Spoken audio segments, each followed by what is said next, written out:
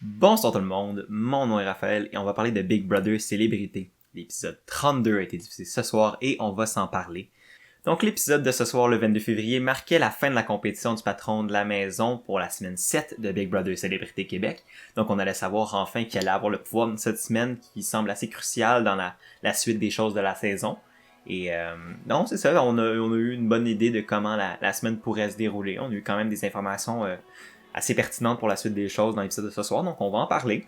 Et on va pas plus niaiser, on va directement aller au cœur de la vidéo.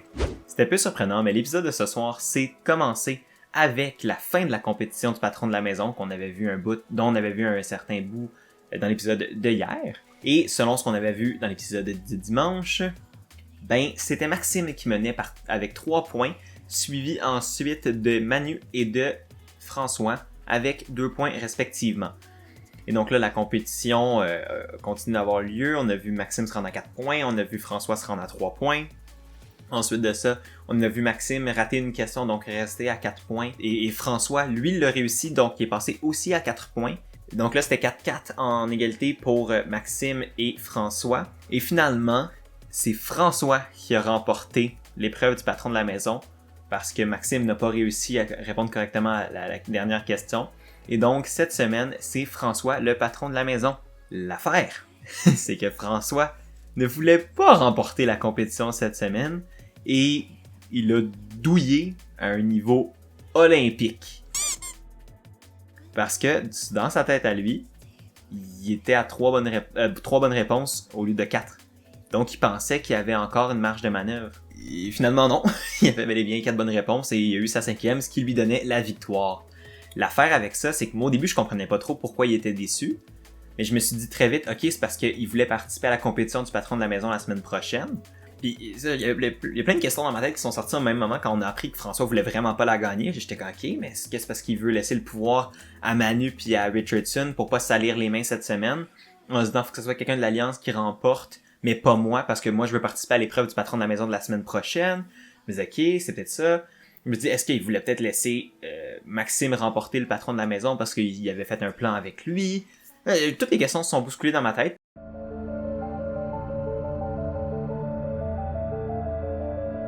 J'étais vraiment pas sûr de comprendre pourquoi il était vraiment déçu d'avoir remporté l'épreuve, mais on va apprendre toutes les raisons pourquoi à la suite de l'épisode, pendant l'épisode. Mais ce qui était quand même assez comique, c'est qu'on a appris que pratiquement tout le monde dans la compétition, ou presque, ont volontairement foiré l'épreuve. Je pense qu'il y avait Kevin qui écrivait n'importe quoi. Je pense qu'il a mis 69, puis à un moment donné, il a mis cœur en pointant vers Camille à côté. Le gars, il voulait vraiment pas gagner, puis ça paraissait. On a vu Camille faire exprès de perdre, ce qui m'a vraiment surpris au début, parce que je m'étais dit, comment ça? Pourquoi Camille veut perdre l'épreuve cette semaine? Ça a aucun sens. Genre, c'est leur meilleure semaine pour remporter le patron de la maison, pour faire changer les choses. Fait que là, je comprenais absolument plus rien. T'as vu Kim qui mentionnait aussi vouloir perdre la compétition. Là, il me semblait... Là, ça devenait vraiment louche. Il manque une bride d'information qui va rendre tous ces abandons-là logiques. Parce que là, à date, ça n'a aucun sens. Finalement, ce qu'on apprend, c'est que le plan de l'Alliance des 4 était de ne pas remporter personne l'épreuve parce que il voulait pouvoir être le plus grand nombre possible à participer dans l'épreuve de la semaine prochaine. Et évidemment, quand t'es patron de la maison pendant la semaine précédente, tu peux pas participer à la compétition du patron de la maison. Mais là, vu que François l'est cette semaine, il va pas pouvoir participer à la compétition la semaine prochaine, donc il pourrait être vulnérable à être mis en danger vu qu'il peut pas participer à la compétition du patron de la maison. Mais non seulement ça, c'est qu'admettons que les 3 de l'alliance des Faces de Carême restent dans la maison. Ce que ça ferait, c'est que dans la compétition, il y aurait 3 personnes du groupe des Faces de Carême qui pourraient participer et 3 personnes de l'autre groupe. Donc l'alliance des 4 roues de machin, de la voiture de whatever. Et donc, ça fait 50-50 sur les chances de victoire, ce qui diminue grandement les probabilités pour l'alliance majoritaire de garder le contrôle sur la maison puis sur les chiffres. Fait que c'était le scénario idéal pour eux que personne remporte la compétition cette semaine et qu'ils le remportent la semaine prochaine. Mais là, ce qui marchait pas dans ma tête, c'est ok, on a compris ce bout-là, je comprends pourquoi l'alliance majoritaire voulait pas gagner. Mais là, pourquoi l'alliance minoritaire voulait pas gagner? Dans ma tête à moi, ça n'a aucun sens. Et la grosse bribe d'informations qu'on a appris, qui change un peu la donne justement de la semaine, c'est que Manu veut se faire éliminer cette semaine. Encore une personne qui quitte, qui veut quitter, qui demande à se faire sortir, ça commence un peu à me faire suer. je trouve ça vraiment dommage que tout le monde soit veut quitter ou soit s'est fait sortir, tandis que, mettons, t'as du monde comme GF ou t'as du monde comme Laurence qui se battaient pour leur place dans la game pis qui ont pas eu aucune chance, tandis que t'as vu 4-5 personnes à date dans le début de la saison mentionner qu'ils voulaient partir. Personnellement, ça commence à me chicoter un peu. Je trouve ça vraiment frustrant. Pourquoi tu t'inscris à la game? Tu sais, quand tu t'inscris à la game, tu sais ce que ça implique. Je dis pas que c'est facile d'être coupé de sa famille pis de ses amis pendant 13 semaines. Absolument pas. Mais si tu sais que tu as des chances de trouver ça difficile, vas-y pas! Pis c'est correct de pas y aller, là. Personne t'a forcé à le faire. Je trouve ça dommage que le monde soit pas mindé à le faire au complet, peu importe. Ça fait pas une bonne pub pour le show. Ça pète un peu l'envie de certains d'écouter l'émission, pis je trouve ça dommage parce que le show est bon. Fait que le fait que le monde veut le quitter, ben fait en sorte que au final le spectacle est moins divertissant, mais le core du jeu reste bon. Le monde qui sont là pis qui jouent pour de vrai sont intéressants à regarder. Mais le fait que tout le monde veut sortir volontairement de la game fait en sorte qu'au final, ces bons joueurs-là, ben, ils ont pas à faire grand-chose. Mais puis le suspense de la semaine est tout le temps éliminé parce que la personne, on sait qu'elle veut partir le lundi, puis finalement, elle finit par partir le dimanche. Puisque c'est pratiquement tout le temps ça, à part Maxime qui a finalement changé d'idée.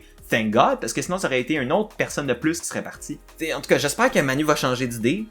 Parce que c'est complètement... Ça commence à devenir trop, puis j'ai peur pour l'émission à cause de ça. Les producteurs doivent s'arracher les cheveux. C'est pour ça que je blâme pas les producteurs, c'est pas de leur faute. C'est pas eux qui ont le contrôle sur le monde dans la maison. Mais le fait que tous les joueurs qui, on dirait qu'à un moment donné ou un autre, veulent partir, ça va nuire à la saison, puis j'espère que ça va pas nuire aux chances au show d'être renouvelé pour une prochaine saison. Parce que ça serait dole de l'avoir juste pour une saison, puis juste une saison de célébrité. J'ai aussi envie de voir comment des gens ordinaires, des gens qui sont pas justement des célébrités, donc qui n'ont pas de réputation auparavant, qui n'ont pas de statut auparavant sur la place publique vraiment, de voir comment eux vont se débrouiller dans la game. Mais là, si à cause que tout le monde quitte, puis que l'intérêt pour l'émission fond, puis que ça fait en sorte qu'on n'a pas cette saison-là avec des gens ordinaires, ben ça serait poche. Puis j'ai vraiment pas envie que ça se produise. Fait que le fait qu'encore quelqu'un veut le quitter, ben ça me fait chier. Je veux pas avoir l'air méchant contre Manu, puis c'est pas contre la personne, puis ses raisons sont valides en soi. Le fait de manquer sa famille, le fait d'être loin de ses enfants, je peux pas imaginer à quel point ça doit être difficile. Puis ça, c'est clair et net que je comprends ça, là. Mais, tu sais, tu t'es inscrit à l'émission justement pour essayer d'améliorer, tu sais, de remporter le prix pour aider ta famille et tout ça, puis là tu décides de quitter pour aller avec eux, puis non seulement François il est déçu, mais il se sent super mal, puis il commence à paranoïer parce que, évidemment, le fait qu'il a remporté l'épreuve, quand toute son alliance de 4 avait décidé de pas la gagner, puis de faire exprès de la foirer, surtout que c'était une compétition extrêmement facile à foirer, parce que t'avais juste à écrire n'importe quoi comme Kevin, c'était garanti que tu la gagnes pas, là, t'avais juste à mettre 69 4 fois à peu près comme Kevin, puis t'étais correct. Mais non, François, il a quand même gagné.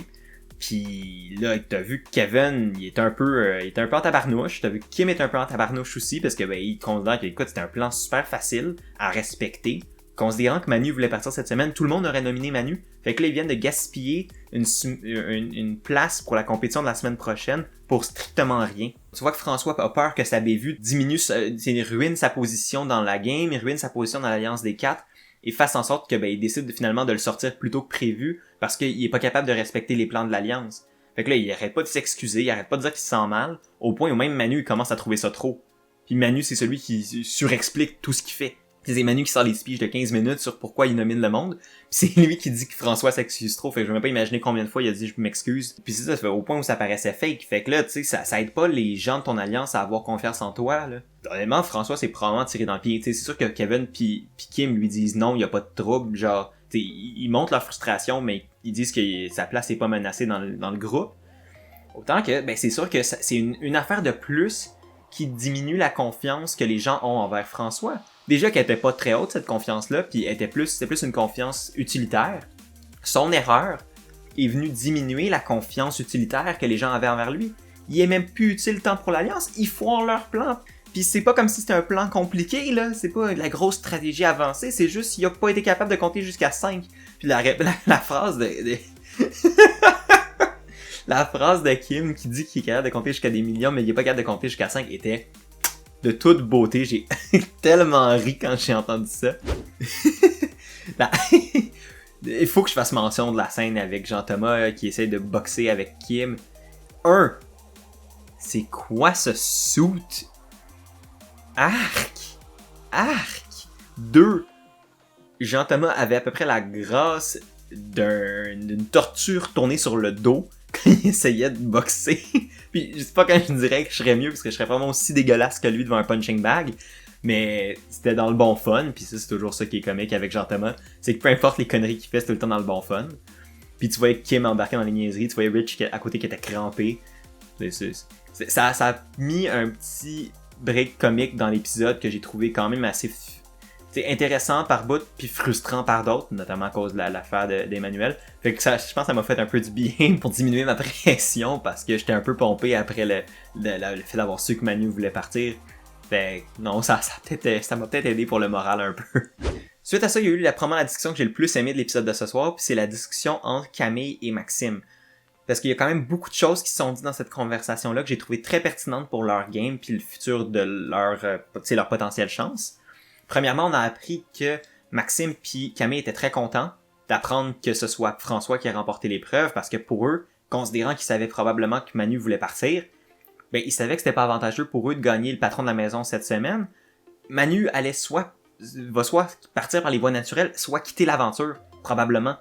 Ce que ça fait, ben c'est qu'il y aura peut-être pas d'élimination autre que celle de Manu, pratiquement garantie cette semaine. Fait que pourquoi il aspirait une participation au patron à la compétition de la semaine prochaine pour une élimination qui semble évidente pour tout le monde? Même si c'est pas l'affaire à faire stratégiquement pour l'alliance majoritaire, ils vont pas torturer Emmanuel en le faisant rester loin de ses enfants. Là. Je les comprends d'être contents de pas l'avoir gagné, puis je les comprends d'être contents que François l'a gagné.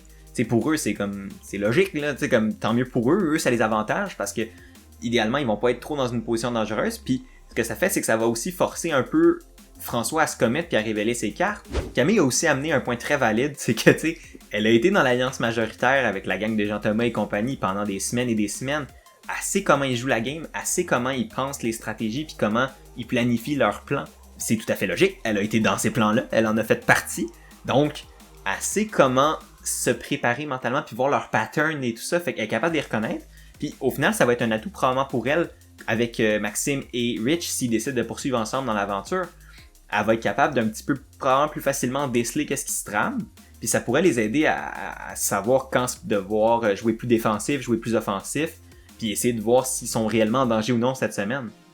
Et s'ils réussissent à survivre cette semaine au complet sans se faire éliminer aucun des trois, ça pourrait être le revirement de situation en leur faveur pourrait être possible.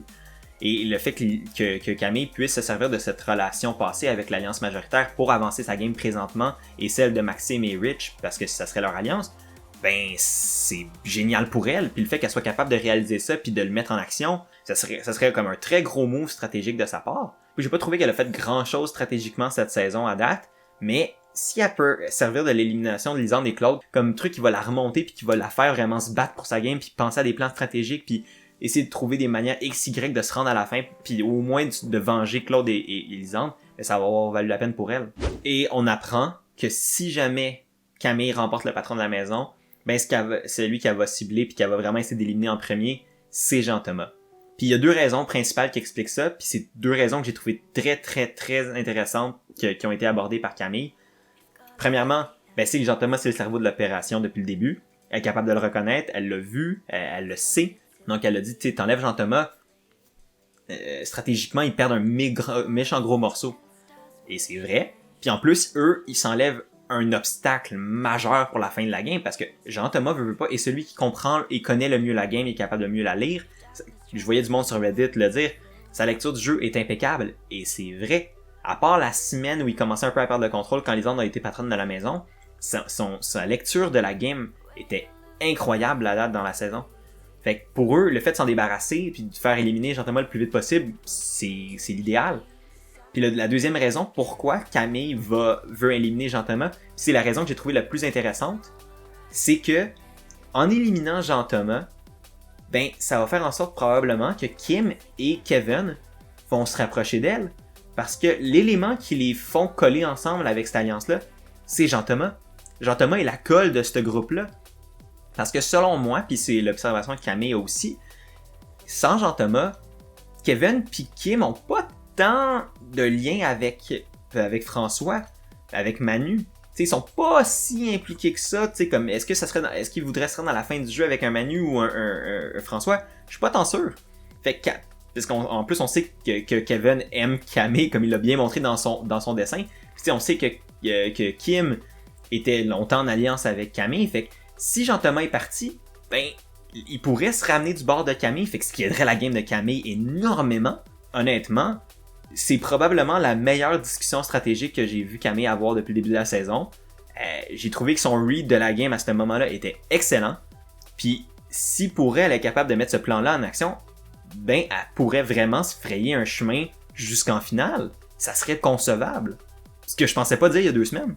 Et ça pourrait même aussi être le cas de Maxime si jamais finalement il décide de rester très proche puis il semble avoir développé des affinités et tout. La possibilité que ces deux-là se rendent en finale a augmenté un peu cette semaine. Puis que je pensais pas qu'elle allait arriver quand j'ai su que finalement c'était François le patron de la maison. Fait que des fois les choses fonctionnent bizarrement dans la maison de Big Brother. Et la dernière conversation qu'on voit dans l'épisode, c'est une conversation entre Jean, Thomas et François qui discutent du fait que ben, pour les autres dans la maison, le geste le plus stratégique qu'ils pourraient faire, c'est de les attaquer eux, parce que c'est pas mal ceux qui contrôlent le plus gros de la game à date. Et c'est vrai. Fait que le fait de les éliminer ben, ferait en sorte que ben, la game serait beaucoup plus ouverte dans les possibilités de scénario final et tout ça. Là, il essaie de penser au scénario idéal pour les autres. Puis un des plus gros conseils stratégiques que je peux donner aux gens qui veulent participer à Big Brother ou qui veulent jouer à Big Brother, puis c'est un point que Jean-Thomas a amené puis a dit qu'il faisait lui-même, c'est tout le temps d'être capable de concevoir quel est le meilleur scénario pour tes adversaires. Parce que en sachant c'est quoi le meilleur scénario pour eux, tu peux mieux accorder ton scénario à toi. Ou espérer que le meilleur scénario pour eux implique pas ton élimination. Fait que autant que c'est beau de penser à ta game à toi, et ce que toi qui est le meilleur move pour toi, mieux que ça, c'est de penser au meilleur move pour les autres, parce que c'est comme ça que tu vas être capable de réagir à leurs actions, réagir à leurs plans potentiels face à toi. Puis Jean-Thomas, il l'a fait, puis c'est pour ça qu'il est très alerte quant au fait que ben là, Camille, c'est fort probable qu'elle essaie de gagner pour lui la semaine prochaine. Fait que pour lui, ça va être primordial de remporter le patron de la maison encore la semaine prochaine. S'il veut consolider ses chances pour se rendre plus loin, là. Je pense que si Kim ou Kevin remportaient le patron de la maison la semaine prochaine, il pourrait peut-être protéger Jean-Thomas. Par contre, comme je pense que c'est François qui le dit, Kevin est proche de Camille, fait que ça se pourrait qu'il essaie qu'il soit comme séduit par Camille ou qu'il soit comme, qu'il fasse comme elle veut et qu'il finalement décide de se retourner contre Jean-Thomas et François. Il y a des dangers à leur game qui s'en viennent. Et c'est pas mal là-dessus que c'est terminé l'épisode. On n'a pas vu les nominations de cette semaine évidemment parce que généralement ça se fait plus dans l'épisode du mardi. Et j'ai bien hâte de voir ça va être qui. Selon moi les nominations vont être Manu et un autre candidat XY, probablement Camille ou Maxime. Fait que c'est sûr que ça risque de peut-être pas être une semaine intéressante là. Mais le fait que Manu parte cette semaine, ça pourrait amener une semaine beaucoup plus intéressante la semaine prochaine, je veux pas, parce que là, les nombres de l'Alliance des 6 sont réduits. Et si en plus Rich n'est pas de leur bord, ben ça ferait juste qu'il reste l'Alliance des 4 contre l'Alliance des 3 de Camille, Maxime et Rich. Et là, la game est beaucoup plus serrée. Beaucoup plus qu'elle semblait l'être dans l'épisode d'hier. Honnêtement, autant que j'étais fru tantôt quand je suis parti sur mon espèce de rant contre le fait que le monde quitte, autant que pour la suite des choses, le fait que ce soit Manu, un membre de l'Alliance majoritaire qui parte, pourrait être la meilleure chose pour que les underdogs puissent se rendre loin dans la game. Et c'est pas mal ça qui va terminer l'épisode de ce soir. J'espère que vous l'avez aimé. Si vous l'avez aimé, n'hésitez pas à aimer, partager, commenter, c'est vraiment apprécié. Si vous voulez plus de contenu comme ça, vous pouvez vous abonner. Je fais des vidéos du lundi au vendredi. Et si jamais vous voulez la version audio de ces vidéos-là, ils sont disponibles sous la forme de podcast et tous les liens sont dans la description en bas. D'ici là, moi je vous dis à demain pour un autre épisode de Big Brother. Prenez soin de vous, passez une belle soirée et à la prochaine.